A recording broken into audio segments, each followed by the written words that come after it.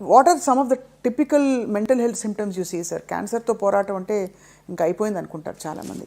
తను I think మీరు చాలా ఇంపార్టెంట్ టాపిక్ రైజ్ చేస్తారండి. మెంటల్ హెల్త్ అనేది not just for the patient, it's for family also. Care givers, support groups, family అందరికి కూడా ఇట్స్ ఎ షాక్. చాలాసార్లు నా దగ్గర పేషెంట్ లోపలికి వచ్చినప్పుడు పేషెంట్ యొక్క అటెండర్స్ ఏమంటారంటే, ఆయన జబ్బు ఏంటో తెలియదు, చెప్పొద్దు అని చెప్పి వెనకాల గుసగుసలాడి చెప్తూ ఉంటారు. డోంట్ డిస్క్లోజ్ అంటే వాళ్ళు ఏమనుకుంటారంటే as if we are giving them a death sentence. ఆ ఫియర్తో వస్తారు, భయం. అన్నిటికన్నా ముఖ్యంగా క్యాన్సర్లో ఏంటంటే నంబర్ 1 మెంటల్ హెల్త్ ఇష్యూస్ ఏంటంటే ఫియర్.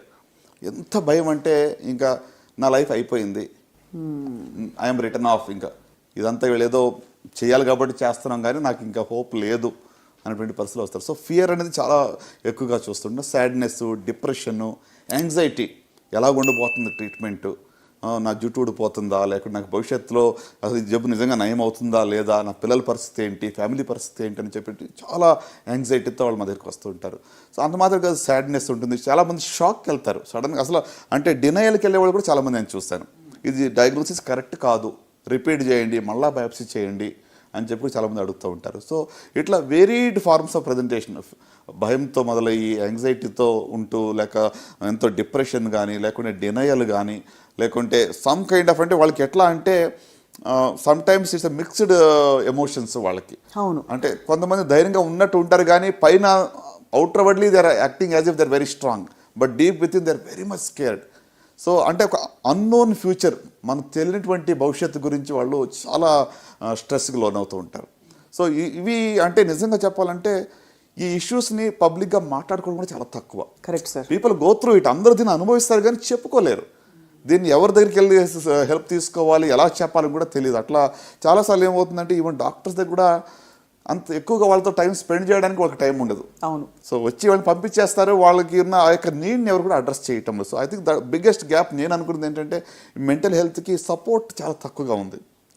అంటే ఇప్పుడు కేర్ గివర్స్ కానివ్వండి, లేక డాక్టర్స్ కానివ్వండి, వాళ్ళు what they are going through అర్థం చేసుకుని కొంచెం వాళ్ళకి ధైర్యం చెప్పగలిగితే చాలా వరకు వాళ్ళకి తగ్గుతుందని అనుకుంటాను. మనకి ఏమన్నా ఫౌండేషన్ నెట్వర్క్స్ ఉంటాయా సార్ ఇలాగంటే సపోర్ట్ గ్రూప్స్ లాంటివి? అయ్యో డెఫినెట్లీ అండి. అంటే ఒకటండి, ఇప్పుడు ఈ స్ట్రెస్లో రావడము లేక యాంగ్జైటీ, ఫియర్ రావడం అనేది సర్వసాధారణం. ఇది ఏదో వింతైన ప్రాబ్లం కాదు. మెంటల్ హెల్త్ డిస్టర్బెన్స్ అనేది మరి క్యాన్సర్ డయాగ్నోస్ వచ్చినప్పుడు ఖచ్చితంగా వస్తాయి. సో దీన్ని ఎలాగ మనం అధిగమించాలని చూస్తే నంబర్ 1 నేనేమనుకుంటానంటే ప్రొఫెషనల్ హెల్ప్ తీసుకోవాలి. సో నాకు ఈ భయంగా ఉంది, నాకు దీన్ని నేను ట్యాకల్ చేయలేకపోతున్నాను, నా ఎమోషన్స్ని నేను మరి కంట్రోల్ చేయలేకపోతున్నాను అని మనం ఒక ప్రొఫెషనల్ హెల్ప్ దగ్గరికి వెళ్ళడం మంచిది. ఒక కౌన్సిలర్ కానివ్వండి, లేక సైకాలజిస్ట్ కానివ్వండి, చాలామంది ఇప్పుడు ఈ రోజుల్లో అందుబాటులో ఉన్నారు, ఆన్లైన్లో కూడా మీరు తీసుకోవచ్చు కావాలంటే. సో అది ఒకటి. రెండోది మీరు అడిగారు, ఇప్పుడు ఇందాక చెప్పారు కదా సపోర్ట్ గ్రూప్స్, చాలా వాటికి ఇప్పుడు సపోర్ట్ గ్రూప్స్ కూడా ఉన్నాయి. బ్రెస్ట్ క్యాన్సర్ సర్వైవర్స్ గ్రూప్ ఉంది, లేకపోతే పీపుల్ అంటే మనకులాగానే వేరే ఇదే జబ్బు గుండా ప్రయాణం చేసిన వాళ్ళు ఇక స్టోరీస్ మనం వింటే మనకు ధైర్యం వస్తుంది. అవును, కరెక్ట్ సార్. సో కనుక అలాంటి గ్రూప్స్ చాలా ఉన్నాయండి. ఇప్పుడు ఈవెన్ మా యొక్క ఫౌండేషన్ ద్వారా కూడా వీఆర్ సపోర్టింగ్ సచ్ యాక్టివిటీస్ అనమాట. అంటే కొంతమంది సర్వైవర్సే ఒక గ్రూప్ లాగా వచ్చి వాళ్ళు ధైర్యం చెప్తున్నారు, ఎస్పెషల్లీ బ్రెస్ట్ క్యాన్సర్ సంబంధించి we have done in the past, ఇప్పుడు కూడా చేస్తున్నాం. అంటే వాళ్ళు ఏం చెప్తారు, పూర్తిగా నయం అవుతుంది, మనం నార్మల్ లైఫ్కి తిరిగి వస్తామనా?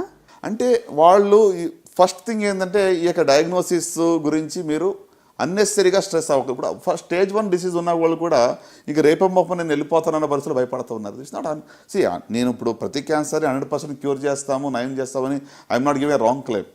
ఈవెన్ ఇంత మంచి అడ్వాన్స్డ్ టెక్నాలజీ ఉన్నా కూడా స్టేజ్ మీదనే డిసీజ్ ఆధారపడి ఉంటుంది, అవుట్కమ్స్ ఆధారపడి ఉంటాయి. But at the same time మనం మేనేజ్ చేయగలిగింది, మనం నయం చేయగలిగింది కూడా నయం కాదు అనుకునేది ఎక్కువగా కనబడతా ఉంది. So I think we have to ట్యాకల్ that issue first అనమాట. సో అందుకు మీరు అన్నట్టుగా సపోర్ట్ గ్రూప్స్ చాలా హెల్ప్ఫుల్ అండి. ఇంకొకటి సపోర్ట్ గ్రూప్స్ అంటే ఇందులో చాలా వరకు ఏంటంటే మా ఇంటి పక్క వాళ్ళకి ఏమో తీసుకున్నారు, వాళ్ళకి జుట్టు ఊడిపోయింది, వాళ్ళు చాలా ఇబ్బంది పడ్డారు కాబట్టి నాకు ఆ బాధ వద్దు, ఇది కూడా ఉంటుంది. ఇది negative impact of somebody else's experience. మా దగ్గర చాలామంది ఏంటంటే మా బంధువులు ఎవరికో ఇది మేము చూసాము, సో మాకు అలాగ అవుతుంది, మాకు వద్దు. అరే వాళ్ళ జబ్బు వేరు, వాళ్ళ స్టేజ్ వేరు, వాళ్ళ యొక్క డిసీజ్ యొక్క బయాలజీ వేరు, వాళ్ళకి ఇచ్చిందే మీకు ఇవ్వాలని ఏమి లేదు కదా. అవును, కరెక్టే కదా సార్. సో అంటే మనము we are comparing orange with apple. Correct. So అంత డిఫరెన్స్ ఉంటుంది. అందుకోసము అనెక్డోటల్ ఎగ్జాంపుల్స్ ఎవరికో జరిగిందని తీసుకుని కంపేర్ చేయడం కరెక్ట్ కాదు. సో ప్రొఫెషనల్ సపోర్ట్ గ్రూప్స్ ఉన్నాయి, ప్రొఫెషనల్ కేర్ గివర్స్ ఉన్నారు, కౌన్సిలర్స్ ఉంటారు, వాళ్ళ దగ్గరికి వెళ్ళొచ్చు. అన్నిటికన్నా ముఖ్యంగా నేనేమంటానంటే develop a rapport with your doctor. మీ డాక్టర్ దగ్గర మీరు ర్యాపో డెవలప్ చేసుకుని మీకు ఏమున్నాయని క్లియర్గా అడగండి. So it's okay to break down.